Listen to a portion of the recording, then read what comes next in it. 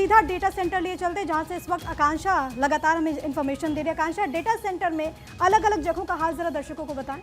बिल्कुल, सबसे पहले महाराष्ट्र की बात कर लेते हैं और इस वक्त स्क्रीन पर आपको ये मैप नजर आएगा। इसके जरिए हम आपको बताएंगे कि कहां पर क्या सिचुएशन है। पहले तो आप कलर देखकर ही समझ गए होंगे कि महाराष्ट्र में किस तरह के परिणाम दिख रहे हैं। कई सीटों पर जीत दर्ज हो चुकी है, लेकिन अभी भी कई ऐसी सीट्स है जहां पर धीरे धीरे तस्वीर क्लियर हो रही है।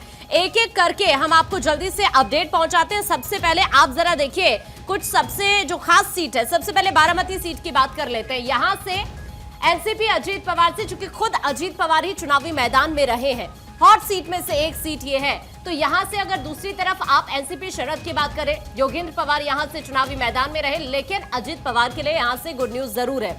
अब कुछ और सीट्स की बात करते हैं। देखिए यहां पर अगर आप देखेंगे जामनेर सीट में, तो जामनेर सीट से अगर आप देखेंगे जो चुनावी मैदान में थे बीजेपी से गिरीश महाजन, एनसीपी शरद से बात करें दिलीप खोड़पे यहां से चुनावी मैदान में रहे। लेकिन अगर यहां पर आप परिणाम को देखेंगे तो जाहिर तौर पर आपको लीड लेते हुए यहां पर गिरीश नजर आएंगे।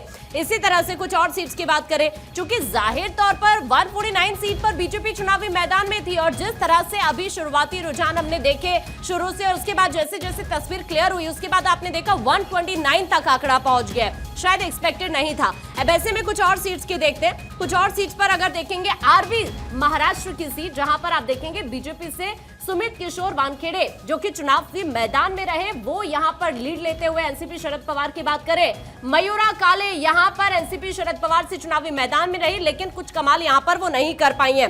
इसके अलावा कुछ और सीट्स भी देख लेते हैं, क्योंकि एमवीए के भी जो प्रत्याशी चुनावी मैदान में रहे हैं उनका आंकड़ा भी आपको दिखाते हैं। अगर यहां बीट सीट की हम बात करें तो यहां एनसीपी अजित पवार से योगेश क्षीरसागर चुनावी मैदान में थे, लेकिन दूसरी तरफ एनसीपी शरद पवार की बात करें संदीप यहां से चुनावी मैदान में रहे। लेकिन यहां से हम कह सकते हैं कि एमवीए के लिए यहां पर गुड न्यूज जरूर निकलकर सामने आई। इस तरह से कुछ और सीट्स की बात कर लेते हैं, पाथरी सीट की भी बात कर लेते हैं। तो यहां पर आप देखेंगे एनसीपी से अगर आप देखें एनसीपी अजित पवार से, तो यहां पर राजेश विटेकर चुनावी मैदान में थे और यहां अगर दूसरी तरफ कांग्रेस से बात करें सुरेश यहां से चुनावी मैदान में रहे, तो यहां पर भी गुड न्यूज जो आई है वो कांग्रेस के लिए सामने आई है। अब कुछ और सीट्स की बात कर लेते हैं।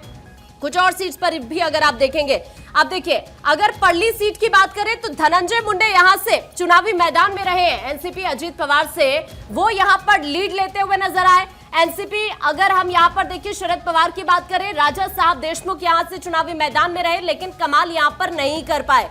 जरूर कांटे की टक्कर कई सीट पर देखने को मिली, लेकिन महाराष्ट्र में जाहिर तौर पर कई ऐसे फॉर्मूले हैं जो काम कर गए हैं। अब आंबेगाव की बात करते हैं महाराष्ट्र से ही। ये आप देखिए एनसीपी अजित पवार से यहां पर देखेंगे आप दिलीप वलसे पाटिल चुनावी मैदान में रहे, लेकिन अगर दूसरी तरफ एनसीपी शरद पवार की बात करें देवदत्त निकम यहां से चुनावी मैदान में रहे, लेकिन यहां देवदत्त की अगर आप बात करेंगे वो भी यहां पर कुछ खास कमाल नहीं कर पाए। इसके अलावा कुछ और सीट्स का भी आंकड़ा देख लेते हैं। अब आप ये सीट देखिए, मान महाराष्ट्र की सीट, बीजेपी से यहां पर जय कुमार लीड लेते हुए, एनसीपी शरद पवार की बात करें प्रभाकर यहां पर पीछे चलते हुए।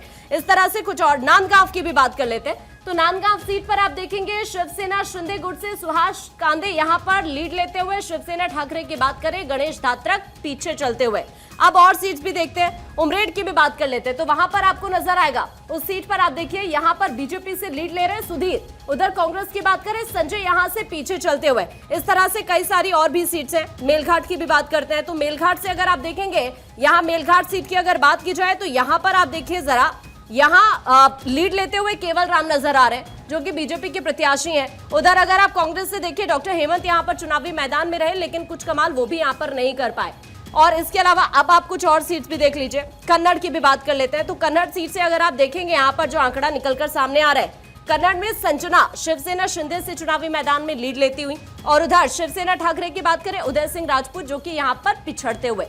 तो अलग अलग सीट्स पर कुछ इसी तरह की यहाँ पर तस्वीर है। अब कुछ और सीट भी देख लेते हैं। देखिए धुले ग्रामीण की अगर हम बात करें, राघवेंद्र पाटिल यहां से लीड लेते हुए बीजेपी से प्रत्याशी, और उधर कांग्रेस की अगर बात करें कुणाल यहां से कांग्रेस से प्रत्याशी मैदान में रहे, लेकिन कुछ खास कमाल वो यहां पर नहीं कर पाए।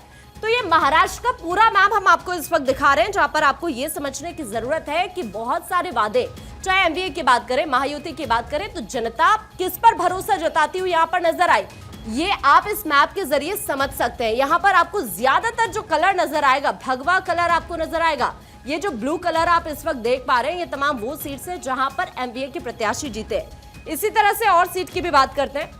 अब देखिए, ये जो सीट है करमाला सीट, यहां पर आप देखेंगे शिवसेना शिंदे से दिग्विजय बागल चुनावी मैदान में रहे हैं। एनसीपी शरद पवार से अगर बात करें तो नारायण पाटिल यहां से लीड लेते हुए। अब और भी सीट देख लीजिए, गढ़चिरौली की भी बात कर लेते हैं तो उधर आपको नजर आएगा मिलिंद रामजी नरोटे जो कि बीजेपी के उम्मीदवार लीड लेते हुए।